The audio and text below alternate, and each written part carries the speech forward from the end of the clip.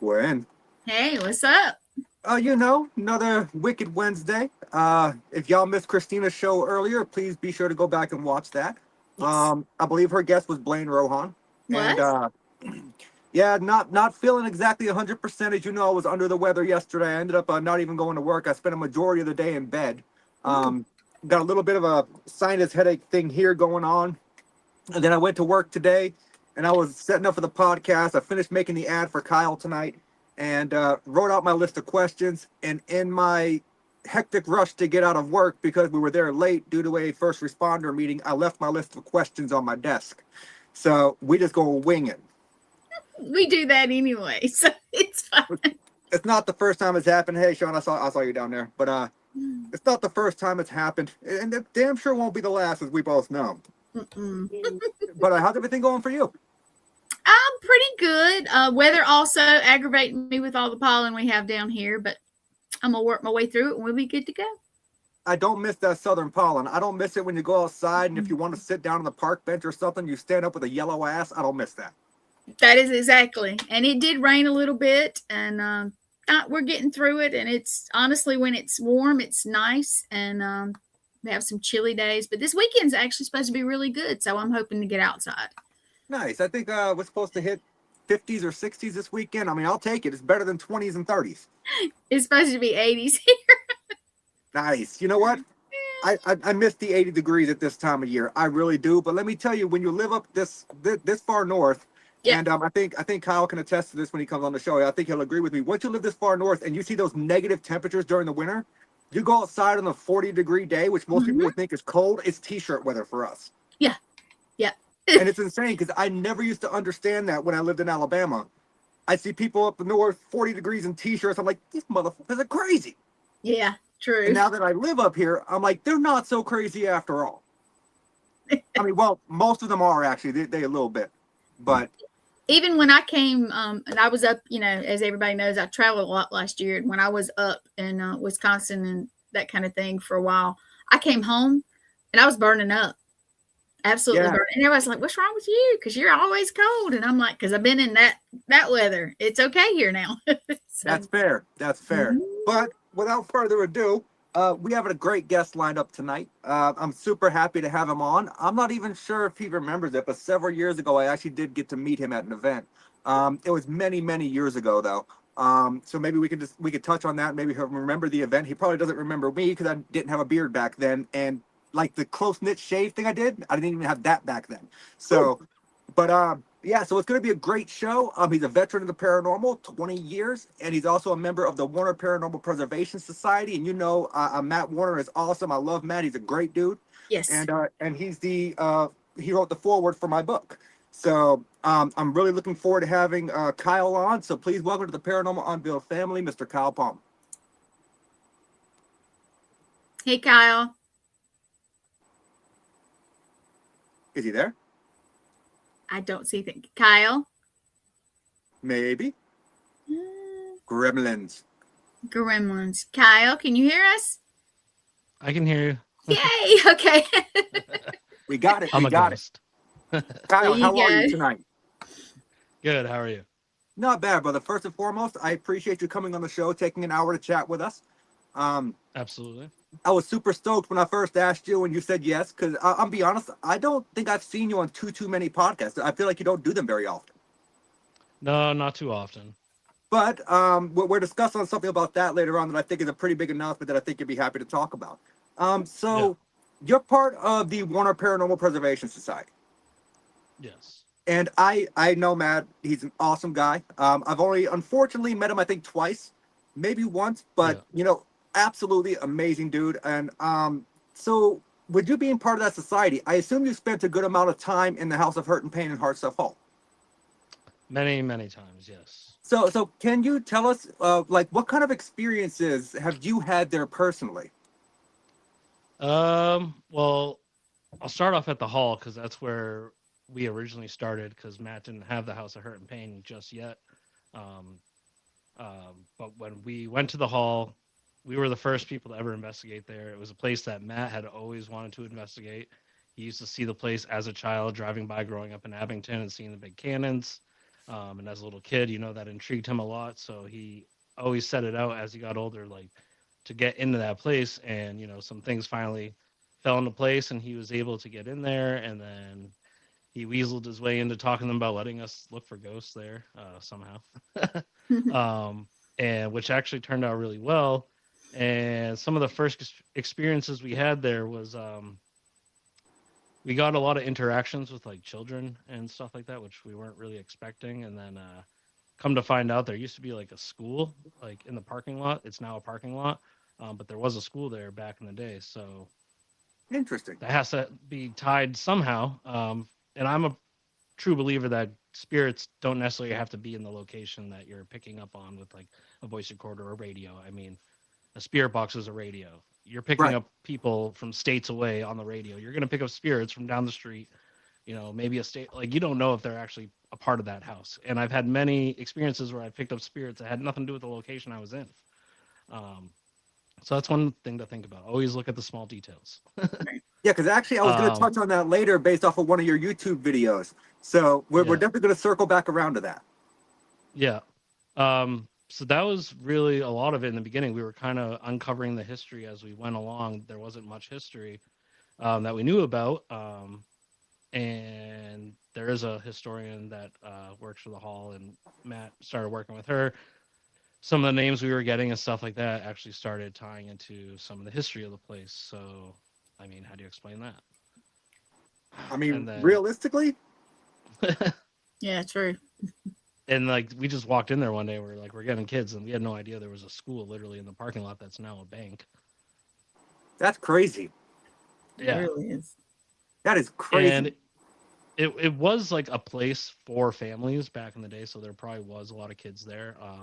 It was a gathering hall for Civil War veterans that was built by the wives of Civil War veterans, and it was kind of a gathering place.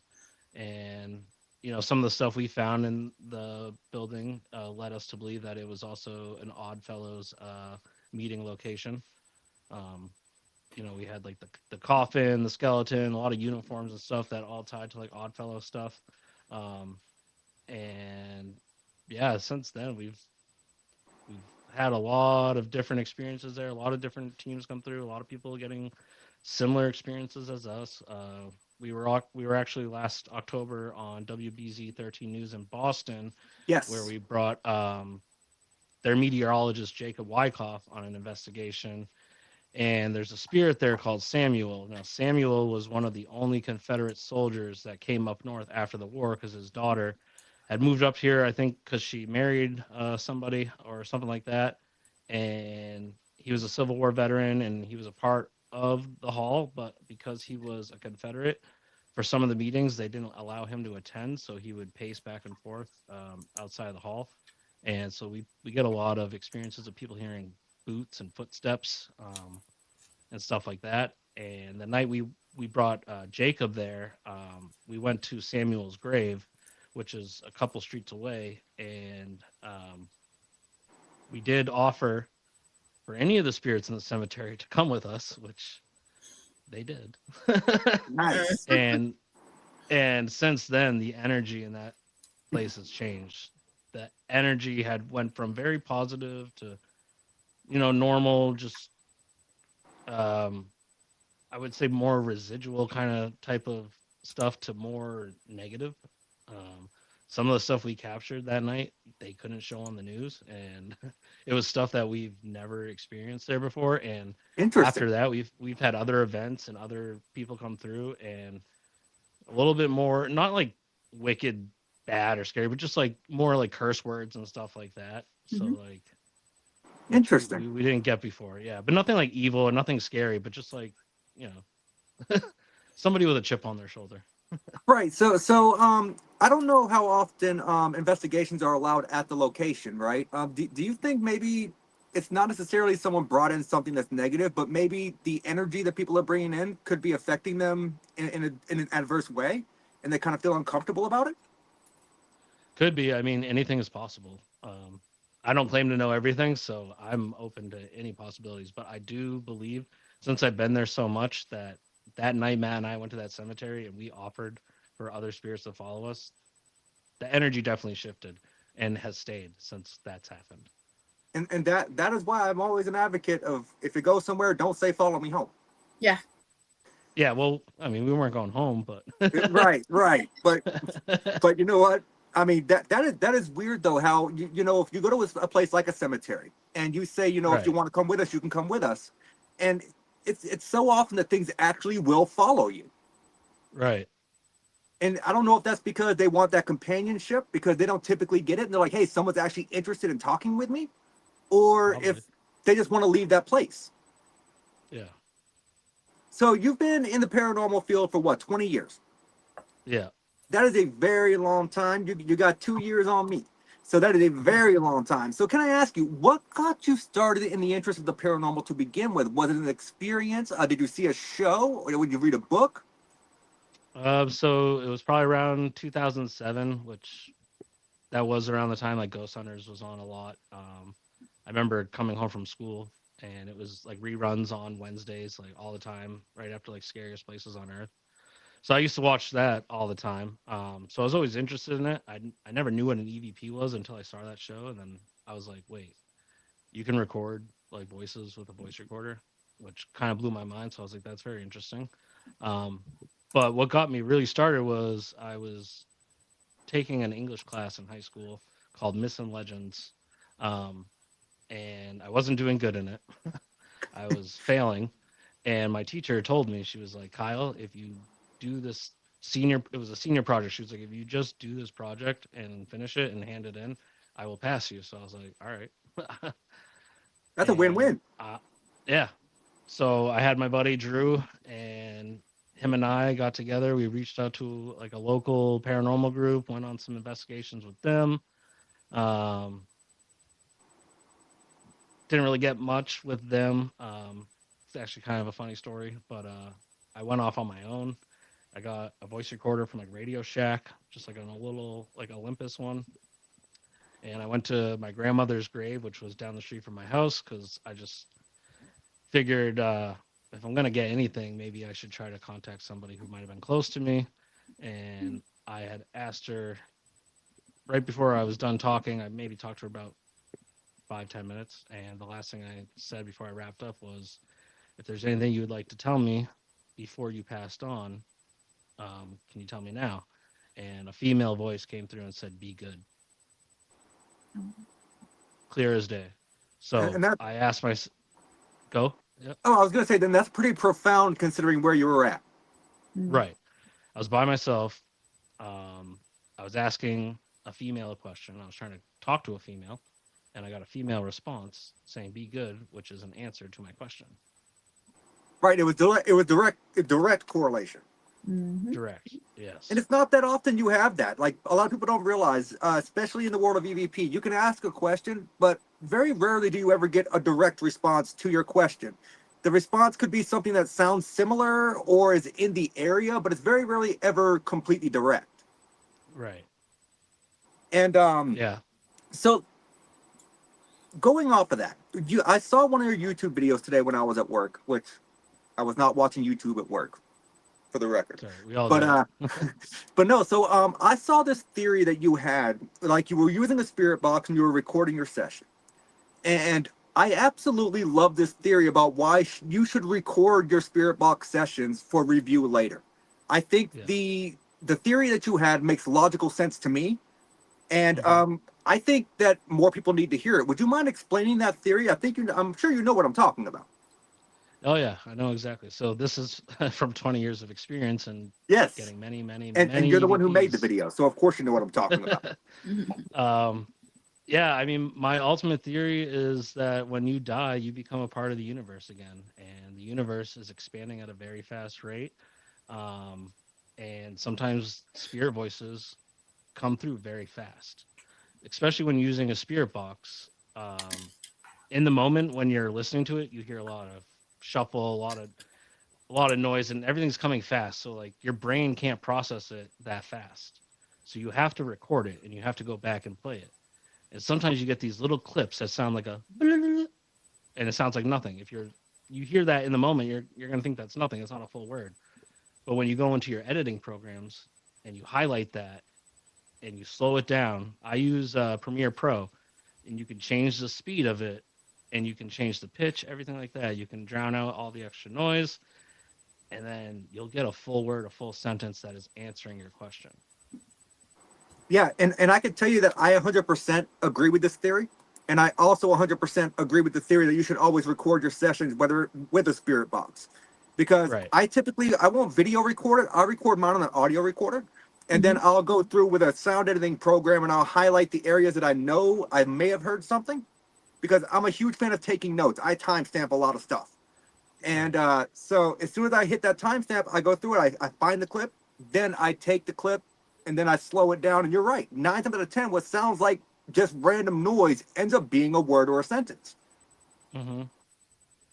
Yeah, And and so I've that's gotten why, full names, full sentences, like yeah, if way you go, more clear than just like getting a Class A EVP that you don't have to do anything to. You can pick out way more just by doing those little edits and just yes. going through it. And now it's like to a And point I where I agree can with just that go 100%. anywhere and do it.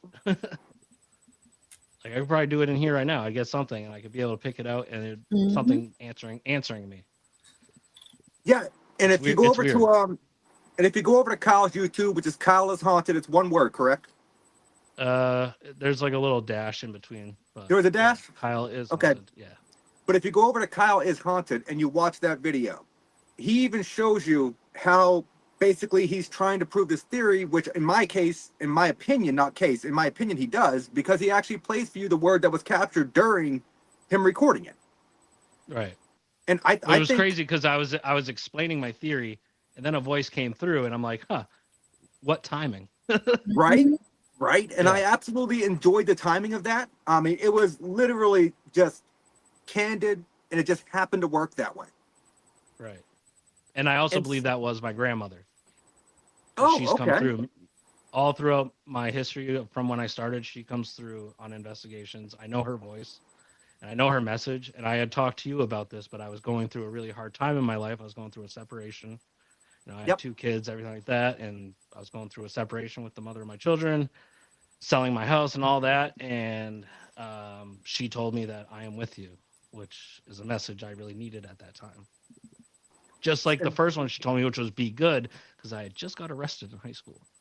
Oh, oh, yep. so So she's watching you for sure. Mm-hmm. yeah, yeah, And that's gotta bring you comfort. it does. Yes. And so you also, for those out there who don't know, you do a little bit of, I guess you could say artwork. I don't know if you call it graphic design, what you would call it. A little bit of everything. But he actually is the one who designed my banner, which you may not be able to see it very well because it's kind of big. But he did amazing work Mm-hmm. on designing this banner for Paracons for me. Um, Nice. Yep. so how did you get into doing that? Did you just happen to realize that that was a talent that you had? Yeah, I've been an artist probably since like kindergarten. I've painted, draw, photography, graphic design, everything, anything with art, any medium. I touched it all. I had to dig that out of my closet to highlight it because I keep it in my closet so it doesn't get ruined until Paracons. I got you. But I had to highlight that because, dude, that thing came out amazing. Yeah. And I think you do awesome work. So going forward a little bit, you've been in the field for 20 years now, and I feel like you've had a lot of experiences. Do you have a book, or do you ever plan on writing a book? I don't have a book. No, I don't. Maybe someday. I I feel don't like know if it's if I did have a book, I don't know if it would be finished yet. I'm still doing that that's project from high school. Oh, that's fair. That is fair. That is a very good point. So something else I wanted to touch on, because I don't know, we had said something earlier. You were talking about oh, that's what it was, ghost hunters. You were talking about how you had the interest in ghost hunters and stuff. So let me ask you, do you think that, and this is just your own opinion, it's not talking bad about anybody, in this Right. day and age when it comes to paranormal television, do you feel like the way that they represent it on TV helps or hinders moving the field forward? Or is it like I an don't equal really medium? I don't really watch much of it anymore, but that's probably for a reason because they just went overkill on everything. Uh, Uh, exaggerate everything, you know, everything's a demon, everything's this and that, and I think what's really going to bring the paranormal back is just going in with honesty and empathy and just talking to the spirits like you would talk to a normal person. You don't need all these theatrics. I agree with that, and I feel like that's a lost art these days. Right. Because you're right. They try to make everything a demon. Everything's a demon. You know what? You hear a knock on the wall, it's a demon. I've been called a demon. I have as well. But it's so surreal to me, and I feel like a lot of people that are new to the field, I guess you could say, they've only been in it for like maybe 6 or 7 months. Maybe they watched a few of these newer TV shows, and I feel like it's misrepresented as far as what we actually do. I don't think they realize that what you see for an hour on television is heavily edited, because you go into a location for 9, 12 hours sometimes, and you might experience an eighth of what you see on television. Right. A lot of it is sitting there in the darkness talking to yourself, is it not?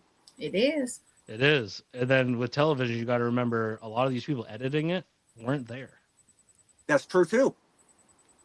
So That is true too. if you're going to take a TV deal or get a television show, make sure you have control of all of that, or you're going to look like an idiot. And yes, exactly, Jeremy. Treat the spirits like they're people. Treat them with respect. Yes. Right. And so I feel like that's a lot of the reason people get into the field these days, is because they see what they see on TV and they think it's all fun until they're in a location for 9 hours and they're like, man, is anything going to happen? Yeah. And we've all had it where you go into a location and it's just a dead night and you got to find something to kill the monotony, right? Right. So I saw a video on your YouTube of a prank that you guys pulled on the USS Salem. Yeah. That made me laugh so hard because I've been there. I've done similar. So I do believe I saw David Childers in the video. Yeah. I saw Matt Warner. I know I did. Yeah. You really can't. You can't miss Matt. You can't. Right. But so what prompted that to happen? And like, what was when people heard the reactions in person? Like, how funny was it? It was pretty funny because at first everyone jumped and didn't know it was a prank, but you know, I'm always skeptical. I was like, "There's no way that was real." Right, right, and I believe that you were the one that said that in the video, correct? Yeah. Yeah, because I heard a voice go, "No, there was no way that was real. There's got to be someone down there or something along that nature." Yeah. And yeah, sure enough, people were just hiding in a room, banging on the wall or slamming a door or whatever they did. But either way, it was funny. It was loud. Yeah. Yeah. And when you're sitting there in the dark and you hear something like that, your first instinct is you're gonna jump. Right. I feel like that's everybody's first instinct when it comes to something like that. So, Well, you're kind of expecting it, kind of, but if right. you do it long enough, you know that stuff just doesn't happen. Not If to it that does, extent, it's very no. rare. It's very rare. Yes. Yeah. So, being from Massachusetts, are you? Hang on. Like I said, I'm from being New from Hampshire. Massachusetts. Yeah, but I'll say being from New Hampshire. I was trying to correct myself there, but I know that I was thinking of Warner. No, I was thinking of the Warner Preservation, and I know they're in our Abington, Massachusetts. Yeah. I cannot pronounce Massachusetts names for the life of me. So, No, nobody can. so what are your thoughts on the Bridgewater Triangle? I've had some pretty crazy experiences there as well. So, do you think that the Pukwudgie is a real thing? I'm not gonna say no because again, like I don't know everything, and that's always my answer to everything. But I've had experiences where like people have seen Pukwudgies, or I was in a group that they caught a picture where they thought it was a Pukwudgie. But me personally, I've had no personal experiences with a Pukwudgie, but I've been to a lot of places that have folklore and stories of Pukwudgies. It's an interesting concept because supposedly they're creatures that are supposed to protect like areas where like Native Americans lived and stuff like that. So like Native Americans sort of put them there to protect land and stuff. Correct me if I'm wrong. I don't know if that's 100% correct, but No, that sounds correct. Yes. yeah. So yeah, I mean, I'm open to it. If a bunch of people are seeing these little creatures and things are happening, then you know, I'm not going to say it's not real, but I just haven't experienced it myself. That's fair, because I've not experienced it either. I've not yet had the opportunity to visit the Bridgewater Triangle personally. Yeah. I have done the Lizzie Borden house. Yeah. And I got to tell you, for me, and this is just me, I don't know if you've ever investigated there before or not. Never. I was disappointed. That's what I've heard. I went there and I recreated Mr. Borden's murder on the couch. I slept on the floor where they found Mrs. Borden's body, experienced nothing, not even a noise the whole night. But ask yourself this: how many people are doing that every night, every weekend? Correct. And I also didn't think about the fact of this at the time, which is why I was bringing that up, of how disrespectful that could have been to the spirits. True. Yeah. And But maybe at that point, not so much because they're so used to it. Oh, that's a good point too. That's a good point too. Which brings me to my next point. If spirits, and once again, I know you say you don't know everything, but I just want your opinion. So if it's possible for all these people going into a location and affecting the spirits that already reside there, what is your thoughts on thought forms and egregores? Can people bring that energy into a location and actually create a spirit that was never there to begin with? Yeah. Well, I mean, essentially, that's what a poltergeist is. Yeah, Poltergeists true. aren't real spirits; they're manifestations of your own energy. So, I've had investigations where we've experienced poltergeist activity, or would you call them egors or Egregore. Okay, so yeah, I did an investigation once where we were at this house. It was a normal house in like a cul-de-sac, not an old house or anything, but the lady was having a lot of experiences there. And then when we were in the house, she was not in the house. We experienced nothing. She was still there. She was outside. We had her come in. Whenever she came in the house, activity picked up. And then as we talked to her more, we found out that she was also like going through a divorce. She was going through a lot of hard times in her life. And we kind of summed it up to she was causing the haunting just with everything going on in her life. But we were getting bangs and knocks and stuff like that when she was in the house. But when she was out of the house, nothing was happening.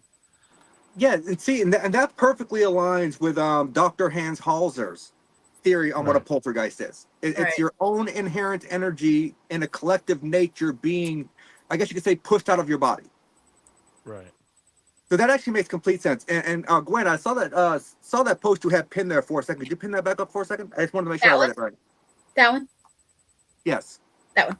Yeah, I saw that because I was there for almost a full day. I went through 2 tours trying to learn as much history as I could. I wanted to go with 2 different tour guides. Right. So this way I could see if there was variances in how the history was being told. So yeah, I know that they go there in massive groups. But what you're gonna do? It's a tourist attraction, right? Right. So being here in New Hampshire, Kyle, I have to assume, and this is once again an assumption, I don't know. Have you ever been to America's Stonehenge? I have. What do you think of that site?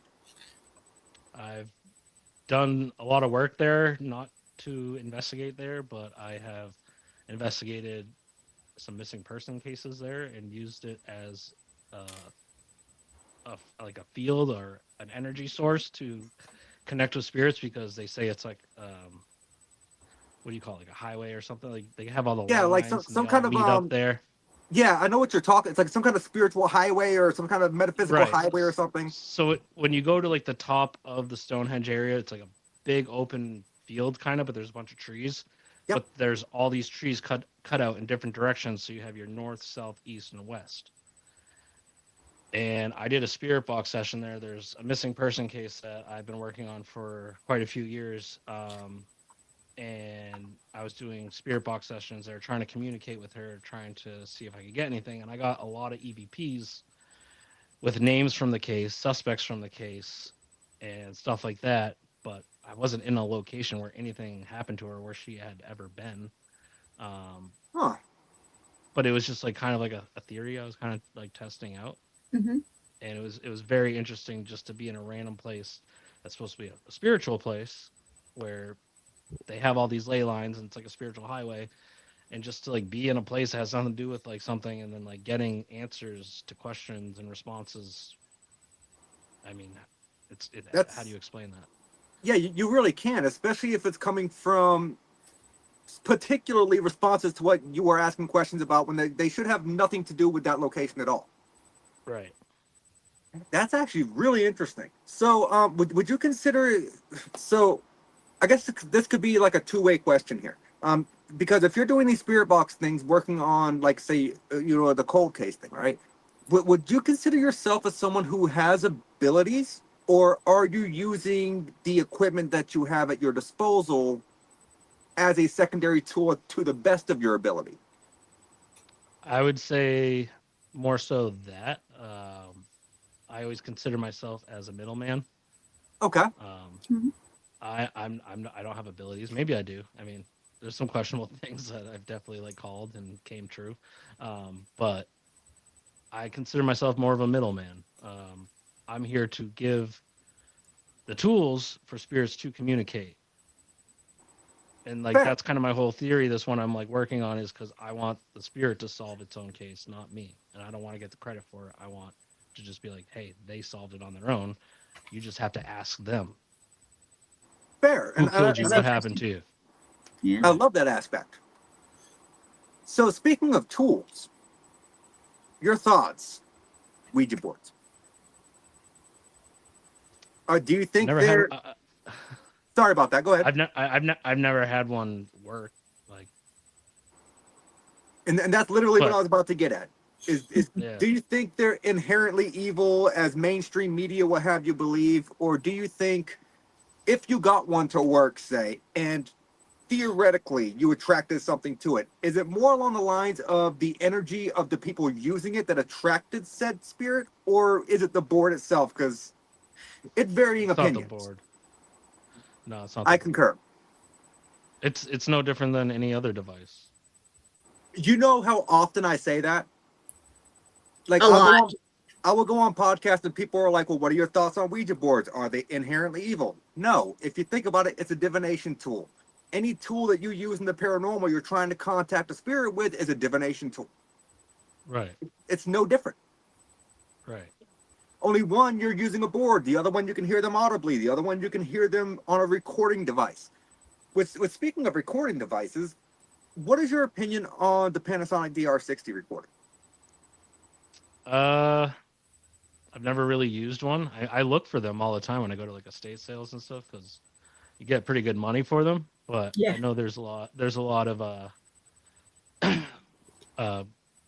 I don't know. There's a lot of skepticism on them about them being just cheap and getting a lot of false positives and stuff like that.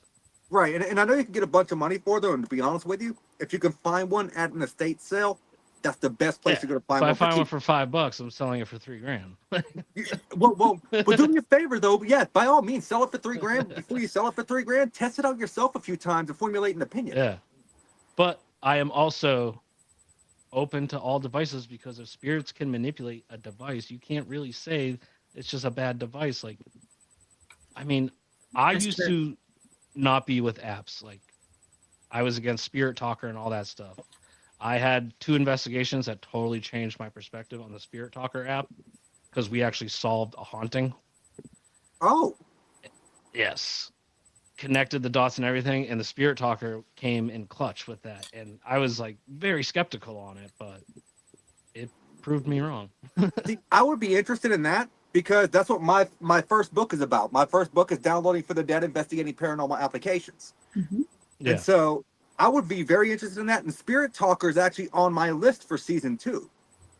Yeah. So if possible, because I do plan on writing a second book once I finish up season 2, I would love to interview you about your experiences using the app. I'll tell you to watch 2 episodes I did with my buddies in Soul Seekers. Okay. They're on YouTube. Right. It's called Whispers from the Well, Part 1 and 2. Okay. We solved the haunting. We connected the dots and everything, and the Spirit Talker helped us with it. It's just insane because going into it, like I never really believed in the apps at all. See, and that was my whole point of doing that, is I didn't believe in them either until I started testing a few of them out. And there was a few, like the iOvilus app, that seemed to work very well. The Ghost Hunter M2 app. I absolutely enjoyed that application. I think it works fun. Now, I did point out there was a few things that functionality-wise just did not click within the application itself. Right. And the app creator, Michael Weber, actually commented on my YouTube video and then sent me a request on Facebook, and we talked for a little bit. He actually took that out of his new app and added additions. Yeah.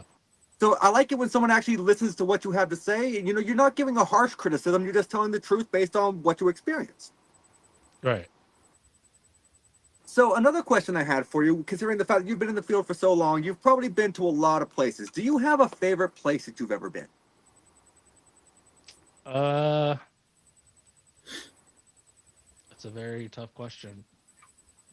I'll tell you what, you can Not choose really. two. Your top two. This random house on Hanover Street in Manchester, New Hampshire, that probably no one will know what it is.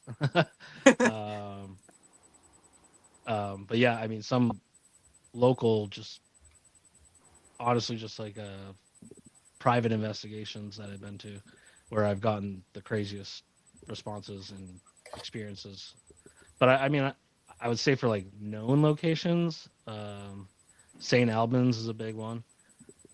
That's in Virginia, and then Asher Walton House in Indiana, which is near the Rhodes Hotel. That's another good Nice. one. Yeah. Nice. Octagon Hall in Kentucky.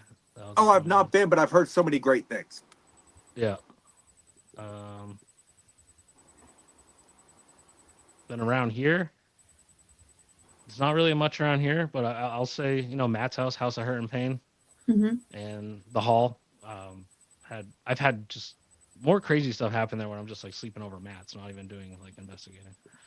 I know there's a lot of supposedly haunted places here in New Hampshire, like Laconia State School. I was Supposedly, just there. Yeah.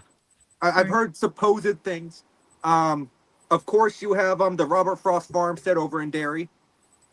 Yep.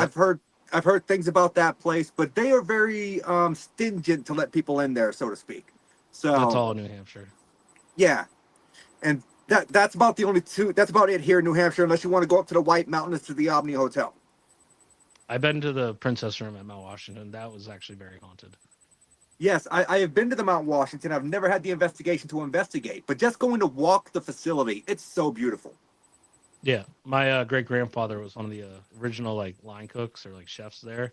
Oh, wow. Really? So we got to go there for a weekend for free. They had the original work crews families go stay there, and we got to stay there for a weekend. And all the original work crews used to like sign a wall. It was actually on one of the Ghost Hunter episodes when they went there. That was the one where they caught the voice of the princess or Elizabeth or whatever her name was. That is so cool. Yeah, it And my is. great grandfather's name is on that wall. So That's we got cool. to go there and see that. Yeah. Yeah, I think it's season 1 or season 2, episode 7 or 8 of Ghost Hunters. They went to a place called the Topstone Mill and here in Claremont, New Hampshire. Yeah. I live about 20 minutes from that place. Yeah, I've been there. I love the fact that they have blacklight mini golf inside now. Yeah. Oh, that's cool. Yeah. Blacklight mini golfs, escape rooms, and an arcade. Like, the place is awesome. Yeah. Me and my son like to go there, and I've been trying to convince them to let me go up to the 3rd and 4th floor. They're like, yeah, we don't let anybody up there. I'm like, please, what do I have to do? Just aggravate them. Begging doesn't work, and aggravating them doesn't work. I've tried. Yeah, you just find when no one's looking. Oops. I mean, I could do that. I could just say, hey, I got lost. Yeah. It happened. Just play stupid. I was trying to find the bathroom, and somehow I ended up here. I just assumed the bathroom was here somewhere. Yeah, all the way up. Yeah. Yeah. So, way back in the day, when I first moved here to New Hampshire, actually it was about 4 or 5 years after I moved here, I actually believe I met you at a convention in Manchester. Yes. That was one The of Hunting my for the old Haunted, group. correct? Yep. Yeah. And that was the first time I met Matt Warner. I met Eric Knapp. Yeah. I met so many good people there. I feel like that event was very well put together. Did you have any part in putting that together, or were you just a guest? Well, I'm glad you said it. Yeah. It almost didn't happen, but yeah, it was well put together. But we had a lot of roadblocks in the way, and it's actually kind of a funny story because you know how we had Annabelle there. Yep. This was before Annabelle went on her world tour and was burning down frickin' plantations and making inmates escape prisons and stuff. She came to Manchester, New Hampshire. She did, and I have proof. Yeah.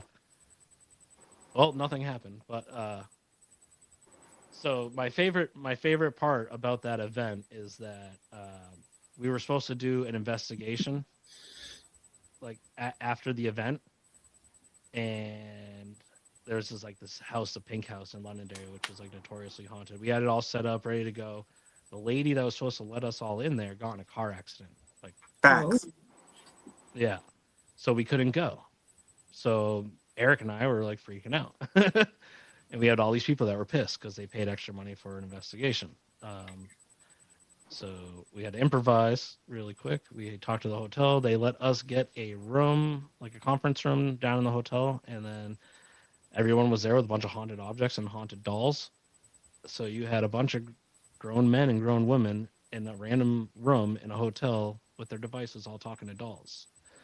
So I And was thinking to myself, I was like, if you didn't know what was going on, you walked in the wrong room, you're just going to see a bunch of grown people talking to dolls. That'd be the funniest thing It to would actually be. walk in on. and that But is a, it turned out pretty good. it did. I loved the event. It was the first paranormal event that I've attended here in this area, and I could tell you exactly what he just said is 100% fact because I was in that room with the haunted objects. So I know for a fact that happened, and I remember Eric. I think we were outside smoking a cigarette, and he was like, "Man, some stuff just went down. Just candidly, some stuff went down. I don't know what we're gonna do about this. I've got to go talk to some people real quick, figure something out." Yeah.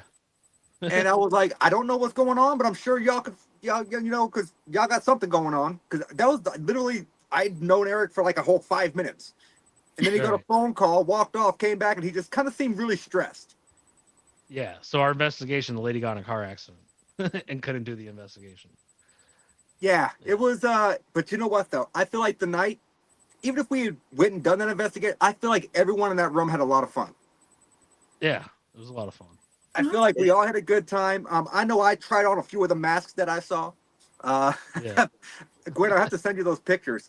But Yeah, you need to unlike masks. What did you oh put yeah, on there your was face? masks, Yeah. and I can't remember the name of the doll, but I know that Matt had the doll with a rope around his neck. I can't remember the name of it. Ameline.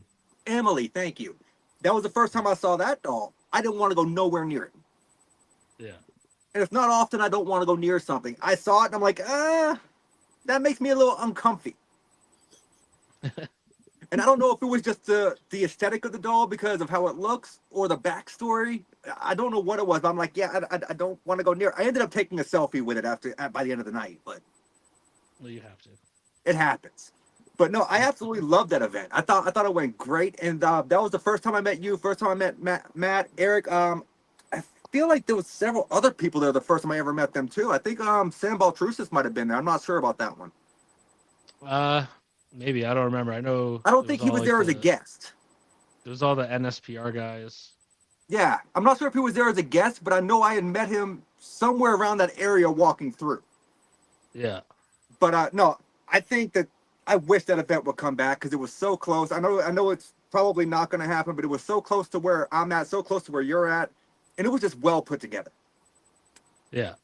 Yeah. No, we really tried hard on that one, but then Eric moved to Savannah, and he's been down there. But that was like one of the things we wanted to do before we kind of went our own ways.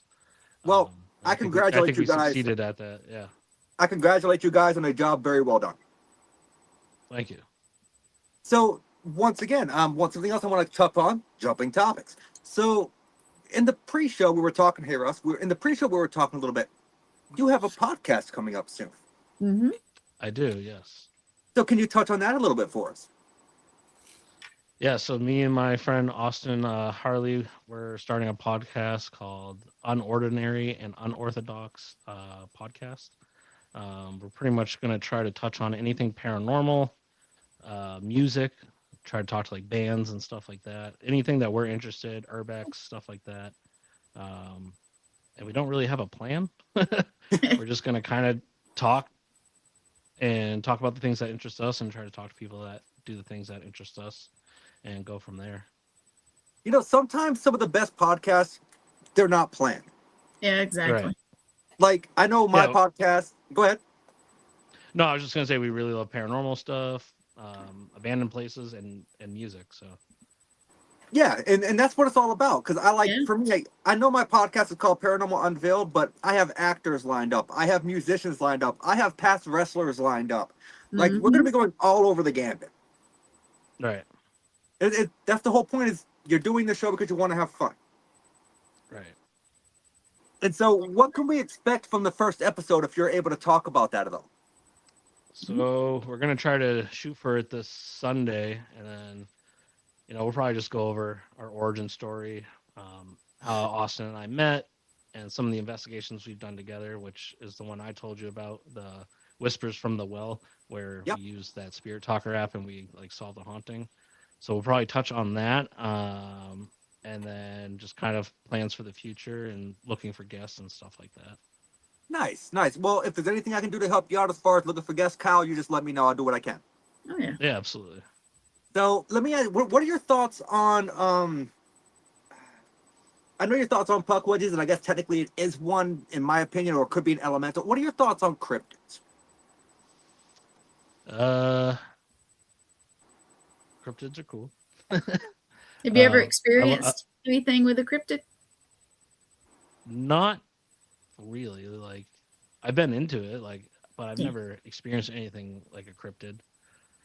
So do you think there's a possibility that some of them exist? Like, I feel like the United States, the forests are expansive. There's no way that there's not the plausibility of something such as a Bigfoot existing.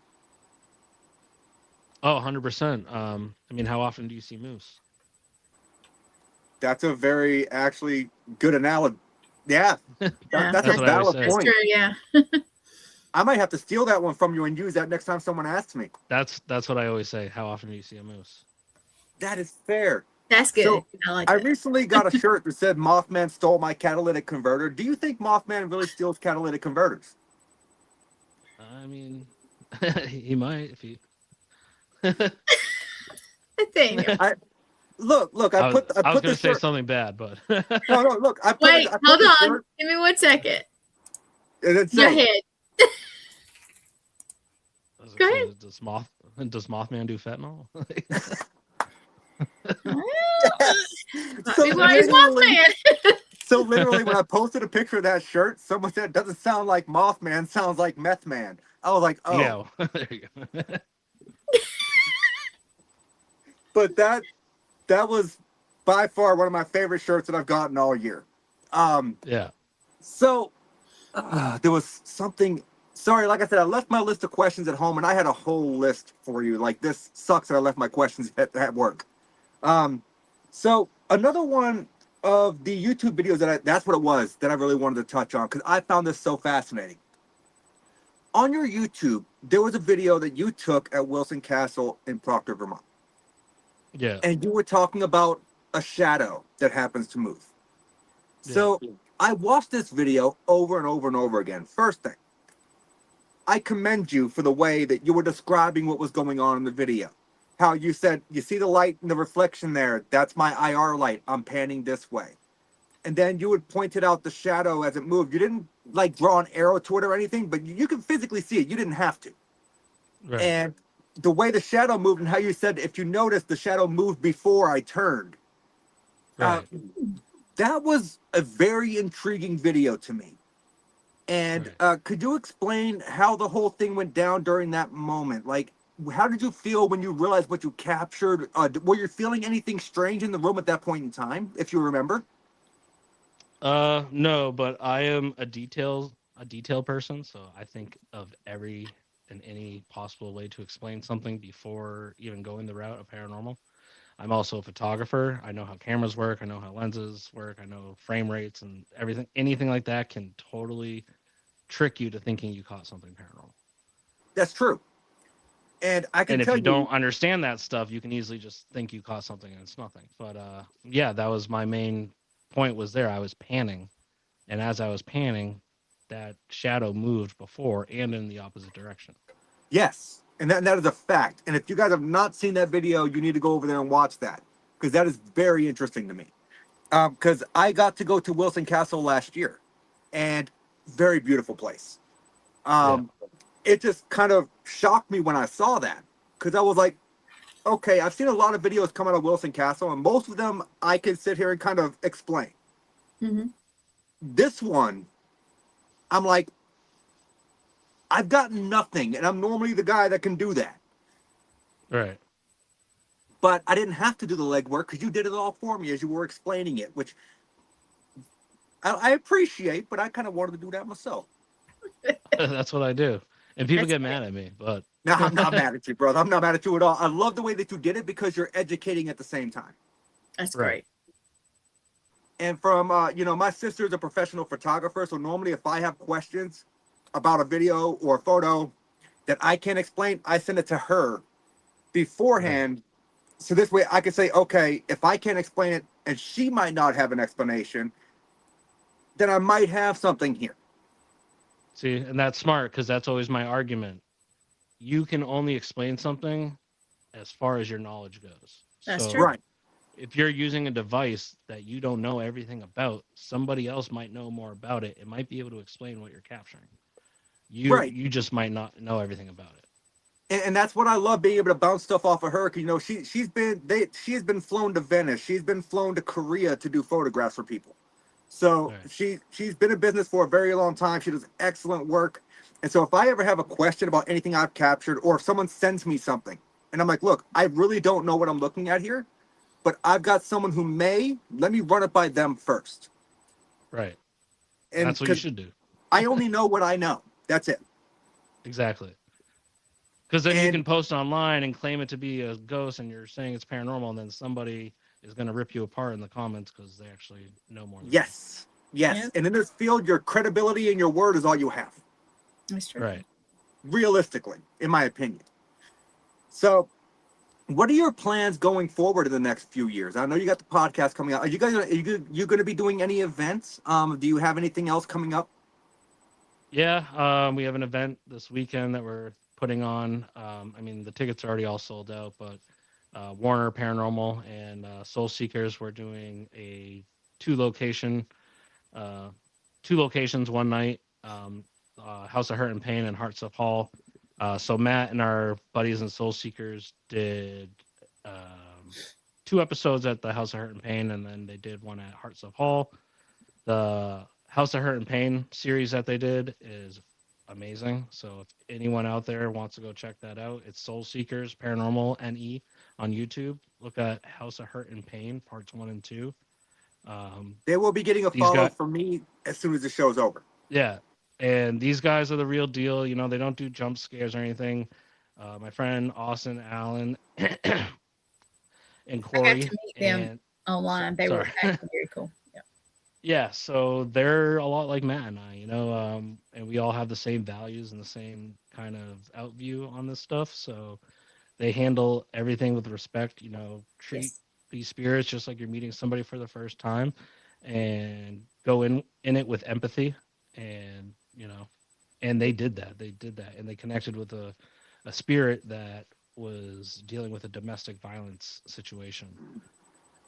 And That's it rough. was a very hard one to watch, but they did an excellent job at it. So I highly recommend going to watch that. I did cry a little bit. You know what? Like I said, they would get a subscribe from me, and I'm always looking Yeah. for new things to listen to while I'm at work. I Mhm. might not be able to watch it, but I can at least listen and hear what's going on. So I am and 100% down for that. and that's why, like, I mean, I love these guys. They are my good friends, but when you watch their stuff, it makes you feel something at the end, and it's not just another paranormal show where you're just like, okay, that was cool, but you And I actually like feel that. something at the end of it. Yeah. So it's I like love that. art. Yeah.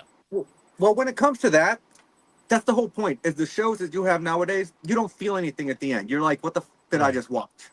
Yeah, Exactly. true.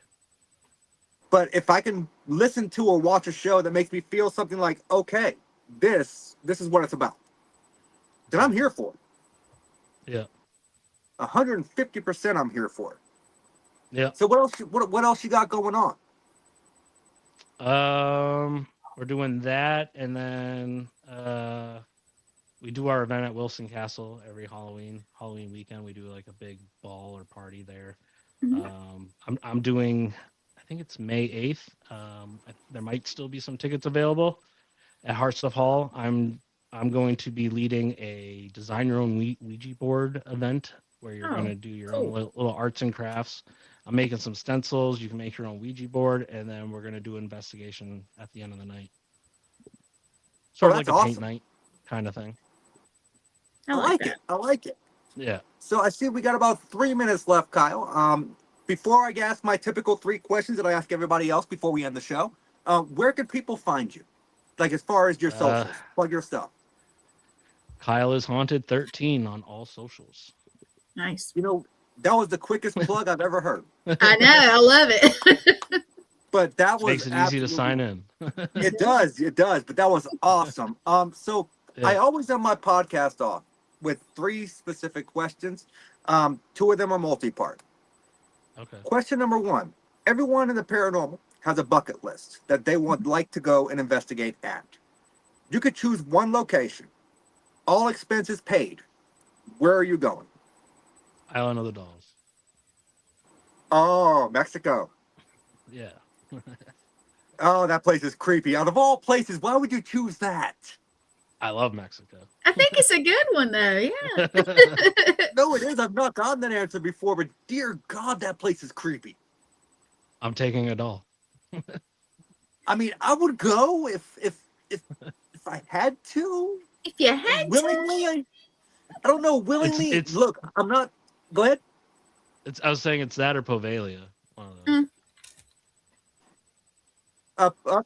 Prevalia, always a good choice. We're gonna go with Island of the Dolls here, though, because I've not had that one before, and I love the answer. The place just creeps me out. So, you're going to the Island of the Dolls. You can bring one person with you, alive or dead. They do not have to be involved in the paranormal. Who are you bringing with you, and why? Adam Sandler. Oh, Adam Sandler. Never got that answer. Yep. Now, that one I've got to ask why. Is it because of his snazzy fashion sense? Just because we're both from Manchester and we both kind of have the same style. Shorts and sweatshirt in Mexico. That's a fair answer. Scared. That's fair. So, okay, you're going to the Island of the Dolls. And you're bringing Mr. Funny Man himself, Adam Sandler, wearing either some kind of gym shorts and a T-shirt or some sweatpants and a T-shirt. We don't know yet. We're going to figure out what the heat is like what the humidity is, right? So right. You got that whole gear going on there. So you can only bring one piece of paranormal equipment to investigate with. What are you bringing with you and why that piece of equipment? I'm going to bring my Spirit Box portal that I made. Because I have it, I designed it so I can wear it and strap it on me.